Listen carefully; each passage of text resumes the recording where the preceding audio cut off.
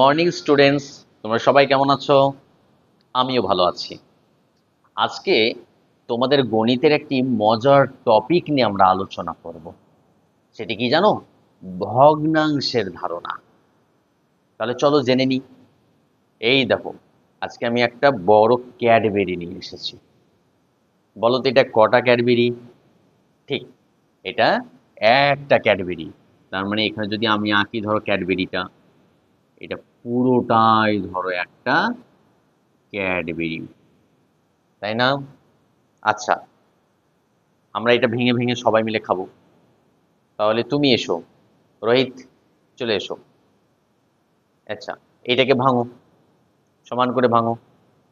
আচ্ছা, দেখো তো ভেঙে কটা হলো? ঠিক, দুটো হলো। তার মানে আমরা এখান থেকে এটা মাঝখানে করে ভেঙে দিলাম। তাহলে কটা অংশ হলো? একটা অংশ আর একটা অংশ দিয়ে মোট দুটো অংশ হলো। আচ্ছা, মেয়েদের মধ্যে থেকে তুহিনা আর রহিমা চলে এসো।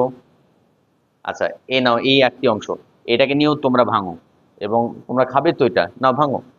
আচ্ছা, রাহুল আর বিবেক তোমরা দুজন এটাকে ভাঙো।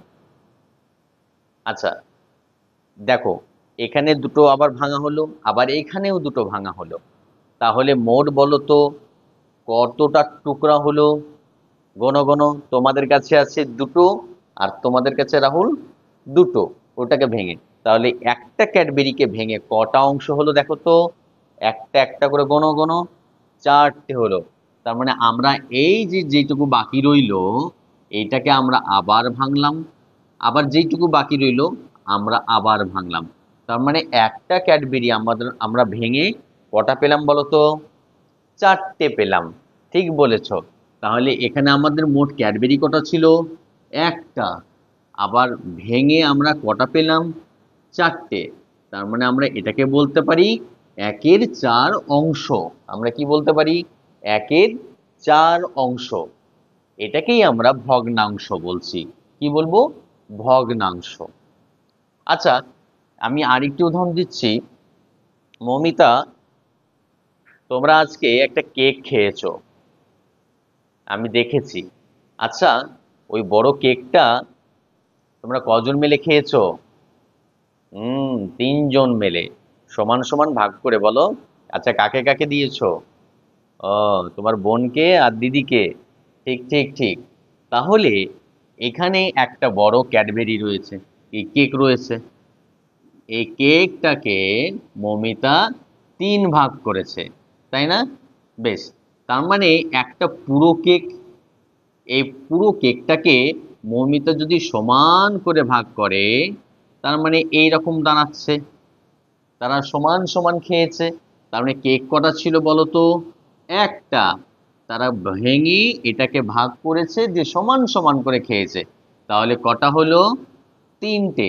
তার মানে আমরা বলতে পারি একের তিন অংশ।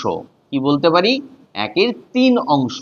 অর্থাৎ পুরোটাই একটাই থাকবে এবং ওটাকে আমরা যটা টুকরো করব তটা হয়ে যাবে অংশটা। ঠিক আছে। আচ্ছা, আমার হাতে একটি চক রয়েছে, এই চকটা যদি আমি দু টুকরো করে দিই তাহলে কি হবে বলো তো? ঠিক বলেছো, একের দুই অংশ হয়ে যাবে। কি হবে? একের দুই অংশ। এই যে একটি চক, এই চকটাকে আমি মাঝখান থেকে ভেঙে দিলাম, তাহলে হবে একের দুই অংশ। নিশ্চয় আমরা বুঝতে পেরেছি জিনিসটা কি। আর কি ধরনের ডেমো পেতে চান কমেন্ট বক্সে কমেন্ট করে জানাবেন।